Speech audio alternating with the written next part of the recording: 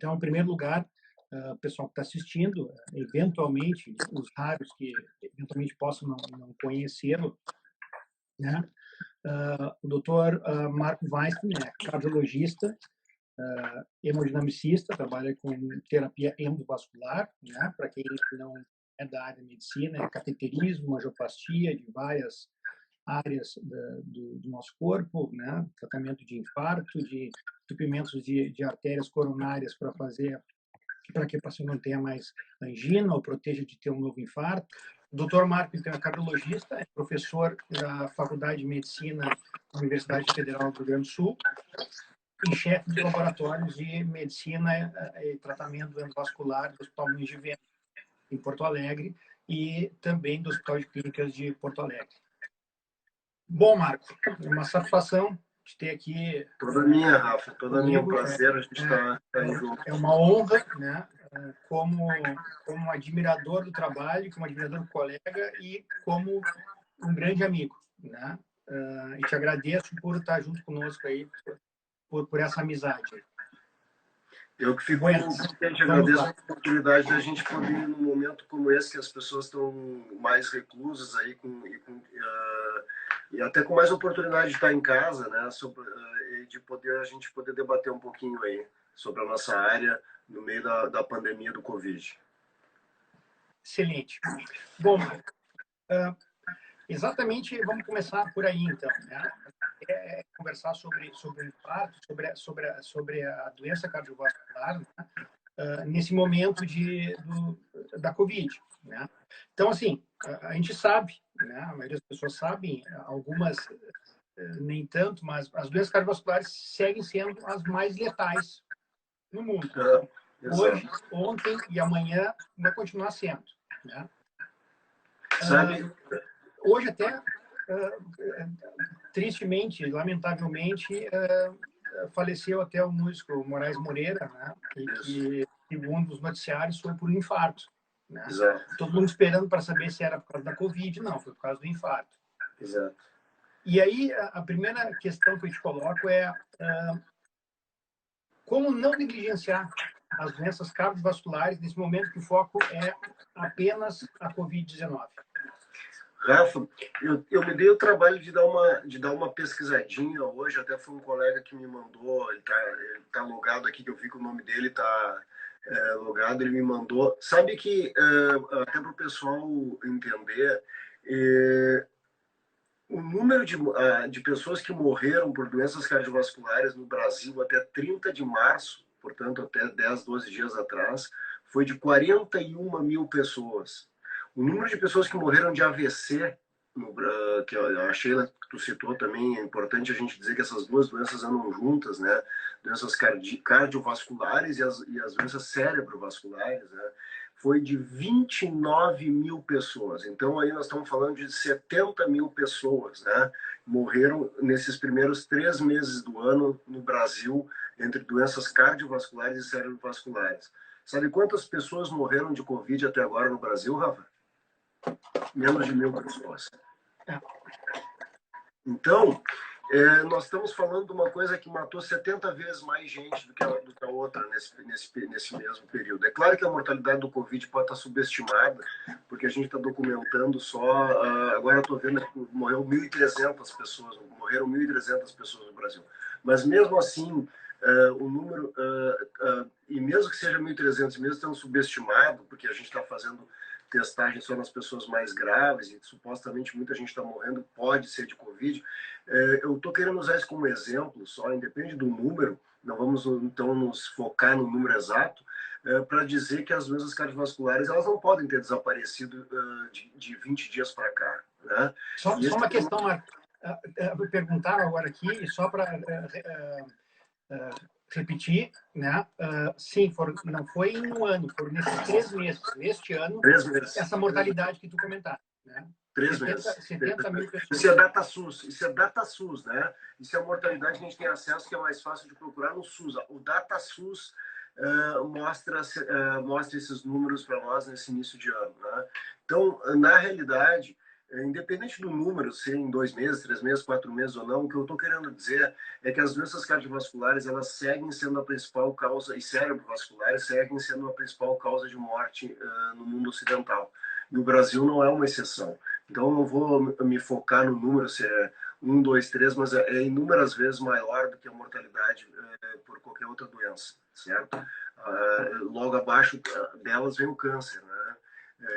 Que em alguns países ele chega a atingir números muito parecidos com a doença cardiovascular e com a doença cerebrovascular. Mas o foco que a gente está querendo dizer é esse que tu falou, pegando como exemplo do cantor que faleceu hoje, né? Aparentemente de infarto. Então, qual é o nosso temor?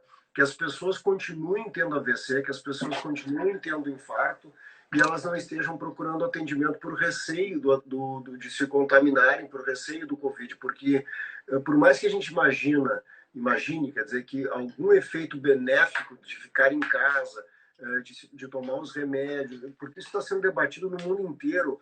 Saiu uma reportagem sobre isso no New York Times, a Sociedade Brasileira de Cardiologia recentemente fez também uma postagem sobre isso, acho que até uma incursão no Jornal Nacional.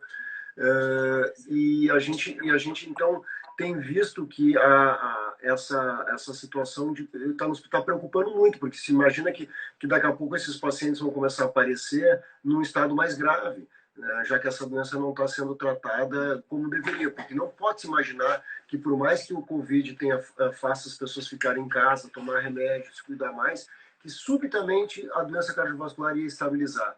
Eu até tinha, quando isso começou, eu imaginei que fosse o contrário, Rafa, porque a gente tem estudado bastante isso, é a minha área de pesquisa. Exatamente. E a gente sabe que um dos grandes fatores que instabiliza a doença cardiovascular por ruptura da placa, levando a trombose subsequente e, consequentemente, a infarto, AVC, são situações de catástrofe. Existem vários estudos mostrando que em terremotos, em situações de estresse maior, no Natal, a gente vê no Hospital Moinhos de Vento e tanto no Hospital de Clínicas, que são os lugares que eu trabalho, pico de infarto no Natal. Por quê? Porque as pessoas é uma época que as pessoas ficam muito emocionadas, tem uma série de situações que levam a isso. Então a gente imaginou que o Covid também, porque as pessoas estão com medo de perder emprego, tem uma série de coisas aí que estão acontecendo que estão deixando as pessoas extremamente tensas. E, então eu não imagino que subitamente o AVC e o infarto tenham sido curados, né? Muito difícil. Associado a isso ainda o aumento toda essa resposta inflamatória que todos os pacientes que têm o mínimo de resposta inflamatória têm, né, que também estabilizaria a placa. Realmente estão estranhos os acontecimentos. Exatamente.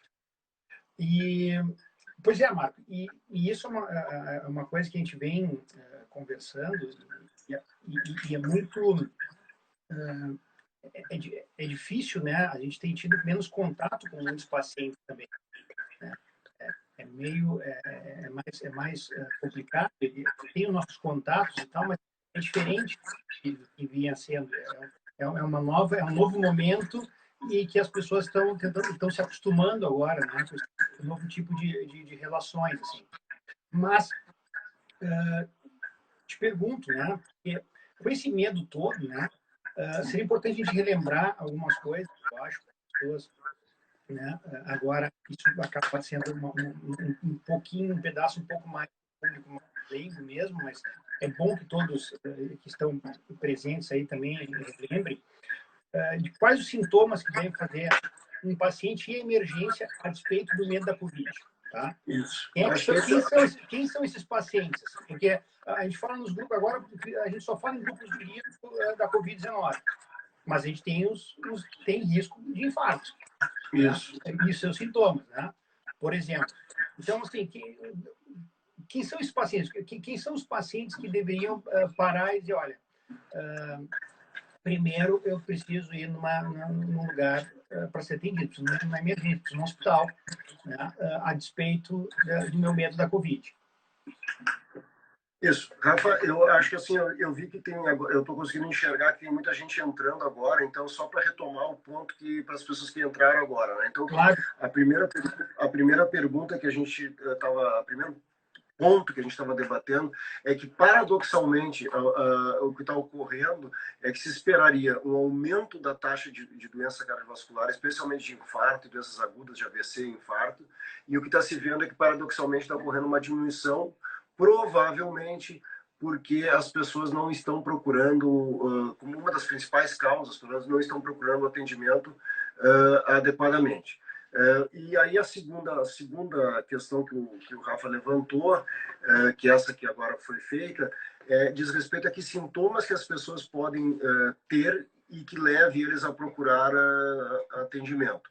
Esses são os sintomas que a gente sempre enalteceu, que são aqueles que a gente sempre frisou que as pessoas devem se preocupar. O primordial é dor torácica, dor no peito, né? A dor que é diferente da dor usual, da dor muscular. Ficar alerta se a pessoa desmaiar, se a pessoa tiver uma falta de ar súbita, que até pode ser alguma outra coisa respiratória também, ou algum sintoma neurológico, uma perda de força aguda, uma diminuição de sensibilidade, uma dor de cabeça mais intensa do que o usual, lancinante, uma arritmia, se sentir o coração disparar, também, e perda de consciência, são as coisas que a gente, em geral, chama atenção. O infarto predominante, que é o que a gente está falando mais, o sintoma cardinal dele é dor torácica, né? Então, se a pessoa sentir dor no peito, ela não deve negligenciar isso nunca e nem agora também.